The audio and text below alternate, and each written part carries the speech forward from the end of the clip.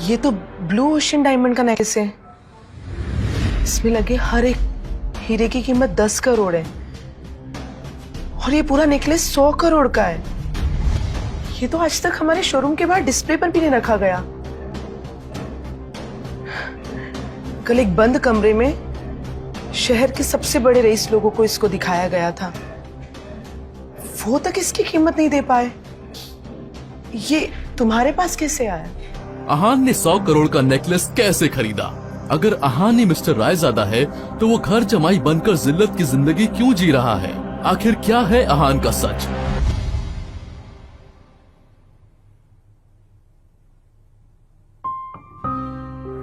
Happy anniversary Shanaya.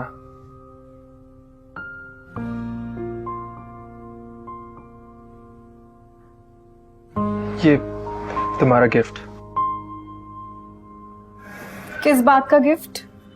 तुम्हें क्या लगता है तुम्हारे साथ शादी का दिन मेरी जिंदगी का सबसे खुशी वाला दिन था? मेरी जिंदगी का सबसे मनहूस दिन था वो। गिफ्ट। हर लड़की चाहती है अपने पति के साथ रानी बनकर रहे, और मेरी किस्मत देखो, मेरा फटीचर पति जिसके पास खुद का घर भी नहीं है, घर जमाई बनकर रहता है, वो मेरा खर्चा भी नहीं उठा सकता। क्या है इसमें? Let me guess. पिछली बार की तरह कहीं वो सड़क छाप 100 रुपए वाला मोबाइल कवर तो नहीं है? राइट? यही होगा ना?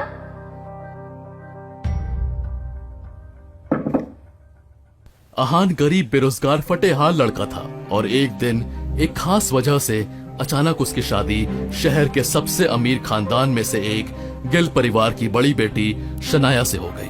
अहान का अपना कोई घर नहीं था तो उसे घर जमाई बनकर गिल परिवार के साथ रहना पड़ा। ससुराल में वो एक नौकर की तरह रहता था, हर कोई उसे जलील करके चला जाता था। आज शनाया और अहान की मैरिज एनिवर्सरी थी और अहान शनाया के लिए सरप्राइज गिफ्ट लेकर आया था, पर शनाया ने आज भी अहान को बेइज्जत करने का एक भी मौका नहीं छोड़ा था।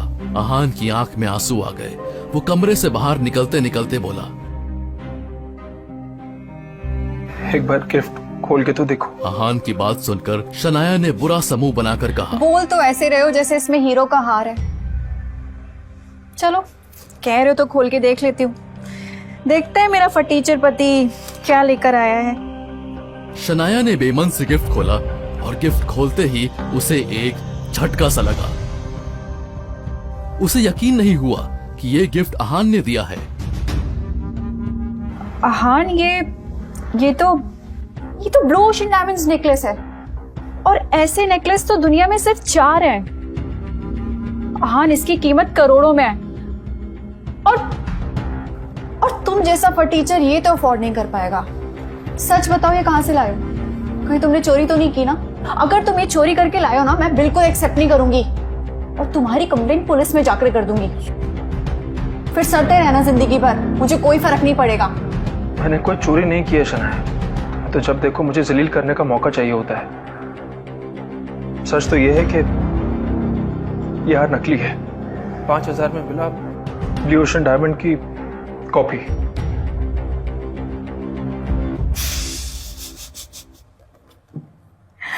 पता था मुझे, मैं भी कितनी पागल हूं ना। अपने फटीचर पति से मैं क्या ही एक्सपेक्ट कर सकती हूँ? नकली नेकलेस। क्या करूं इस नकली नेकलेस का? हाँ ठीक है, जाओ अब तुम निकलो यहां से। नींद आ रही है मुझे, सो जाओ जाके सर्वेंट क्वार्टर में। नकली नेकलेस लेकर आए हैं, जाओ। शनाया से बुरी तरह जलील होने के बाद अहान सर्वेंट क्वार्टर की तरफ जाने लगता है। कहने को तो शनाया और अहान पति पत्नी थे, पर शादी के बाद से शनाया ने अहान को एक बार भी अपने करीब नहीं आने दिया था। करीब आना तो दूर की बात थी, शनाया अहान को अपने कमरे में सोने भी नहीं देती थी। अहान के सोने के लिए बंगले के पीछे वाला सर्वेंट क्वार्टर था। अहान के जाने के बाद शनाया उस मनहूस दिन को याद करती है जिस दिन उसकी शादी अहान जैसे लूजर करीब से हुई थी, और वो चाह कर भी अहान को तलाक नहीं दे सकती थी। अगर वो आहान को तलाक देती तो उसके और उसके परिवार की जिंदगी बर्बाद हो जाती। एक बार तो उसका दिल किया कि आहान को आज अपने कमरे में बुला ले, पर फिर उसने अपना सर झटका और लाइट बंद करके बिस्तर पर आकर लेट गई। लाइट बंद करते ही शनाया का कमरा एक अजीब सी नीली रोशनी से भर गया। शनाया को कुछ समझ नहीं आया। तभी उसकी नजर ड्रेसिंग टेबल पर पड़ी, जहां आहान का दिया नेकलेस पड़ा था। ये देख शनाया सन्न रह गई। ये क्या?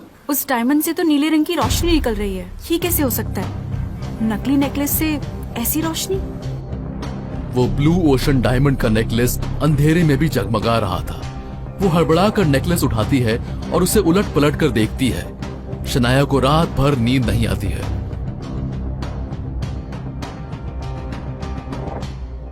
और अगले दिन सुबह उठकर वो बिना किसी को कुछ कहे सीधे घर से बाहर निकल जाती है और शहर के सबसे मशहूर ज्वेलर जावेरी के शोरूम पहुंचती है। Excuse me, yes ma'am, how may I help you?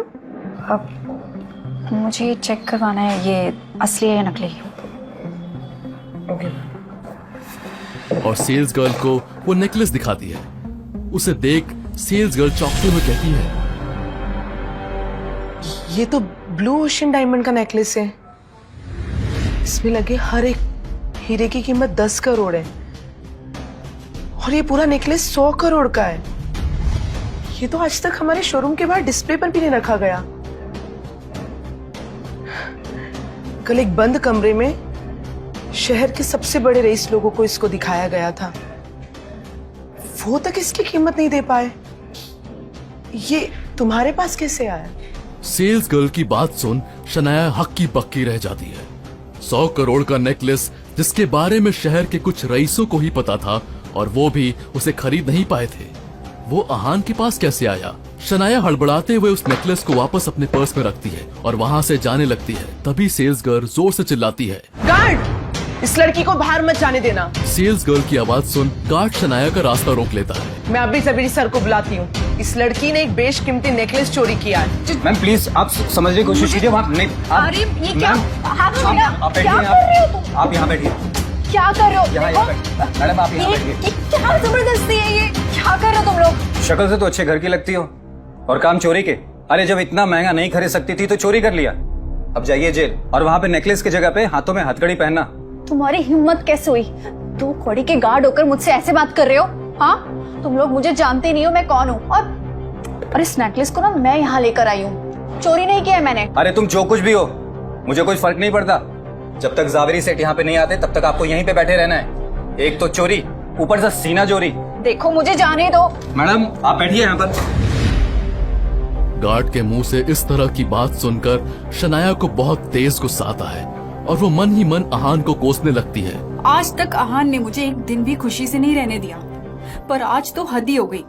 उसने चोरी की और उस वजह से मुझे इस 2 कौड़ी के गार्ड और सेल्समैन से बेइज्जत होना पड़ा। एक बार यहाँ से निकल जाऊं, सबसे पहले उस आहान को पुलिस के हवाले कर दूंगी। इस फटीचर की वजह से आज मुझे ये दिन देखना पड़ रहा है। शनाया सर झुकाकर आहान को कोस रही थी कि तभी उसे एक आवाज सुनाई दी। तो आप है वो जिसके पास से ब्लू ओशन डायमंड नेकलेस मिला है? वैसे मैं जानता हूँ आपने यह हार हमारे शोरूम से चुराया नहीं है, क्योंकि जिस बंद कमरे में इस हार की नीलामी हुई थी वहां कोई भी औरत मौजूद नहीं थी। लेकिन मेरी समझ में ये बात नहीं आ रही कि ये हार आप तक पहुंचा कैसे? कहीं आपने हमारे खास कस्टमर के घर चोरी तो नहीं की है? मैं कितनी बार बोलूं कि ये हार मैंने नहीं चुराया है। अरे मैं यहाँ दिखाने के लिए लाई थी कि असली है या नकली।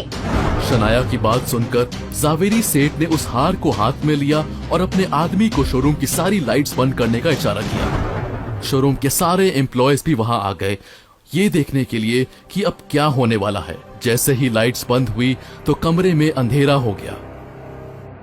लाइट्स बंद करने के बाद उस नेकलेस से वैसी रोशनी नहीं आई जैसे शनाया के घर में आ रही थी। ये देख शनाया को यकीन हो गया कि ये नेकलेस नकली था और अब उससे आहान पर और भी ज्यादा गुस्सा आने लगा, क्योंकि एक तो उसने नकली नेकलेस गिफ्ट किया और ऊपर से उस नकली नेकलेस की वजह से शनाया को जिंदगी में पहली बार इस तरह सबके सामने बेइज्जत होना पड़ा। अब तो आपको भरोसा हो गया ना मुझ पर कि मैंने ये नेकलेस नहीं चुराया था, और वैसे भी नकली है। इसके डायमंड्स में से कोई नीली रोशनी नहीं आ रही है। लाइए मुझे हार वापस कीजिए। तभी कुछ ऐसा हुआ जिसे देख वहां खड़े सब लोग चौंक गए। अरे ये नेकलेस तो अंधेरे में बिल्कुल चमकने लगा।